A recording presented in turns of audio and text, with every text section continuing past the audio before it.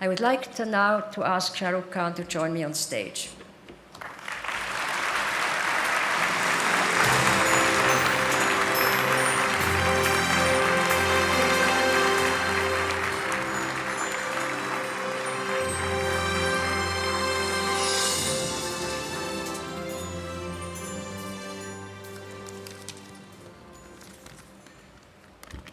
I'm genuinely and deeply grateful for this honor, and it is indeed a privilege to be in the company of two phenomenal and extraordinary human beings and talent, Kate Blanchett and Sir Elton John.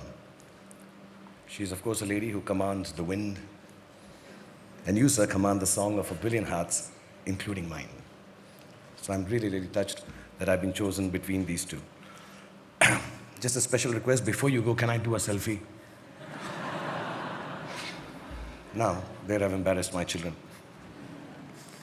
Actors are renowned narcissists. No matter how much we pretend not to believe in external beauty, we tend to be obsessed by it one way or another. And perhaps being surrounded by this obsession of beauty, a few years ago I came across a lady who had been brutalized by an acid attack. And it kind of changed my life, or the perspective of it at least. To disfigure a woman by throwing acid on her face is, to me, one of the basest, crudest acts of subjugation imaginable. At the source of it lies the view that a woman does not have the right to assert her choice, to say no to the advances of a man or a group of people. And yet each of the women I met, I'd found within them the courage to move on with their lives and to reject the idea of victimhood. What struck me most about them was this, that what was done to them only made them braver and stronger and more able to free themselves to make the choices everyone around them was telling them they could not make, couldn't make, or should not make.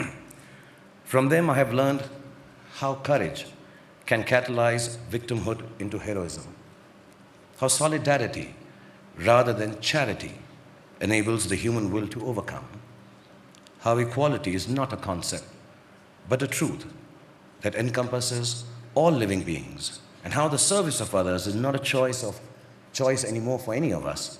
It is a duty that all of us must fulfill in the name of humankind.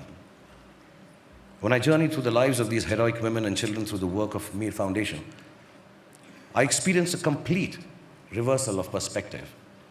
I stumbled upon the truth that there are no benefactors and no beneficiaries between living beings anymore.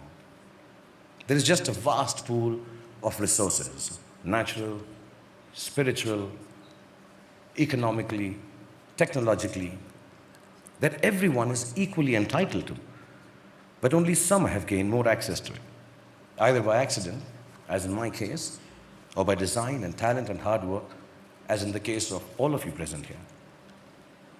Standing here before all of you who constitute perhaps the most powerful group of human beings in the world, dare I say that power is one of these perspectives we like to maintain a certain way.